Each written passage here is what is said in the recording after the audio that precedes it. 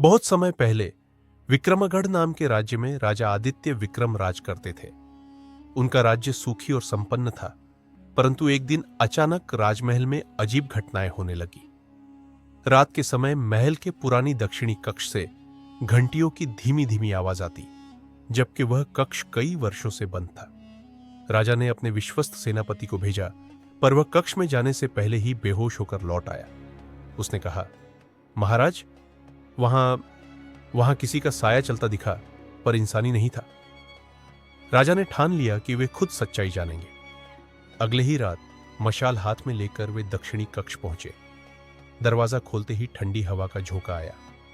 भीतर अंधेरा था और कमरे के बीच में एक पुरानी लोहे की संदूक रखी थी, जिस पर अजीब सी लिपि में कुछ लिखा था।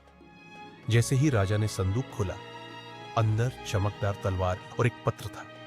पत्र में लिखा था, जो इस तलवार का स्वामी बनेगा वह विक्रमगढ़ का असली राजा होगा, पर सावधान, तलवार के साथ शाप भी जुड़ा है। इसके बाद राज सिंहासन पर बैठने वाला केवल 7 साल जीवित रहेगा। राजा आदित्य विक्रम स्तब्ध थे। क्या यह तलवार पूर्वजों की शक्ति थी या मौत का संदेश? उन्होंने पत्र किसी को नहीं दिया, पर आने वाले वर्षों में जो घटनाएं घटी, उन्होंने पूरे राज्य को हिला दिया। राजा आदित्य विक्रम ने उस तलवार और पत्र को एक गुप्त कमरे में छुपा दिया। उन्होंने तय किया कि वे श्राप की बात किसी को नहीं बताएंगे, लेकिन उसके बाद से अजीब घटनाएं और तेज होने लगी। रात को महल के गलियारों में किसी के कदमों की आहट, महल की दीवारों पर रहस्यमयी परछाइयां और कई बार तलवार खुद ब खुद अपनी म्यान से आधी बाहर निकल आना। एक दिन महल के पुराने पुस्तकालय में राजा को एक ग्रंथ मिला। उसमें लिखा था कि यह तलवार उनके परदादा वीरसेन राजा की थी। उन्होंने इस तलवार से एक युद्ध में एक दुष्ट तांत्रिक को मारा था और मरते वक्त उस तांत्रिक ने कहा था, जो भी मेरी मृत्यु के बाद इस तलवार को धारण करेगा, उसकी आयु 7 वर्ष घट जाएगी। राजा आदित्य सोच में पड़ गए। तभी महल में अचानक विद्रोह की खबर आई। उत्तर सीमा पर पड़ोसी राजा ने हमला कर दिया था। सेनाओं के मनोबल के लिए राजा को खुद युद्ध में उतरना पड़ा।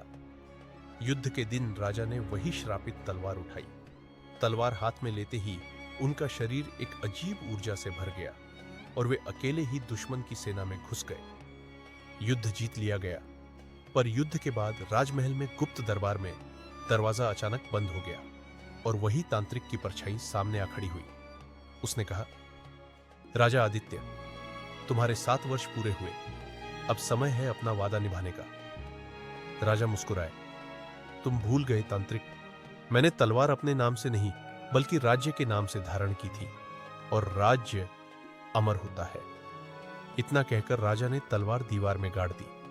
तांत्रिक की परछाई धुएं में बदलकर गायब हो गई। लेकिन कहते हैं, आज भी विक्रमगढ़ महल के दक्षिणी कक्ष में रात को तलवार की म्यान में खनक सुनाई देती है, जैसे कोई उसे फिर उठाने की प्रतीक्षा कर रहा हो।